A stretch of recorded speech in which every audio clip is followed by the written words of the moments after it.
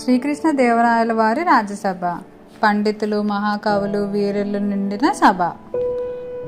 అందరిలో ప్రత్యేకంగా మెరిసినవాడే తెనాలి రామలింగుడు.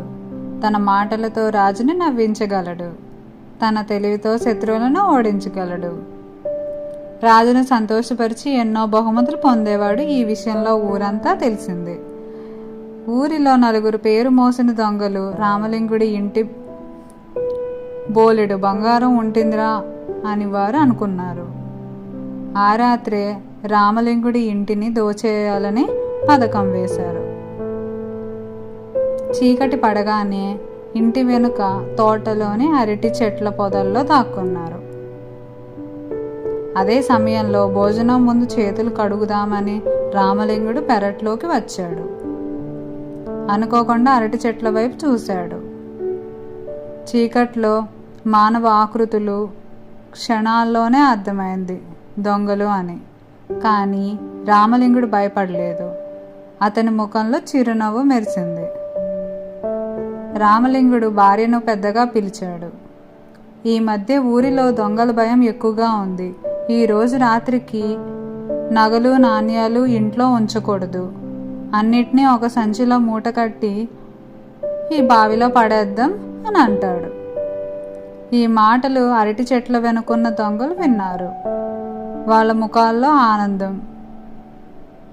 ఆ తర్వాత రామలింగుడు భార్య చెవిలో ఏదో నెమ్మదిగా చెప్తాడు. ఇద్దరూ ఇంట్లోకి వెళ్ళి ఒక మూట తయారు చేశారు. కానీ అందులో బంగారం కాదు, నల్లరాళ్ళు ఆ మూటలో బావిలో పడేశారు. అందరూ నిద్రపోయారు. అర్ధరాత్రి నలుగురు దొంగలు బయటకు వచ్చారు. ఒకడు బావిలోకి దిగి మూట కోసం వెతికాడు. కానీ నీరు ఎక్కువగా ఉంది, నీరు తోడితే మూట దొరుకుతుంది అని మరొకడు అంటాడు. దొంగలు నీరు తోడటం మొదలుపెట్టారు. ఇదంతా గమనించిన రామలింగుడు చప్పుడు చేయకుండా పెరట్లోకి వచ్చి అరటి చెట్ల పాదులు తెరిచాడు. బావిలో నుంచి తోడిన నీరంతా అరటి చెట్లకు పోయింది. బావిలో నీరు తగ్గలేదు. దొంగలు వంతుల వారిగా నీరు తోడుతూనే ఉన్నారు. అలసిపోయారు, కానీ ఆశ వదలలేదు. చివరకు కోడి కూసే వేళకు మూట దొరికింది. ఆనందంతో మూట విప్పారు.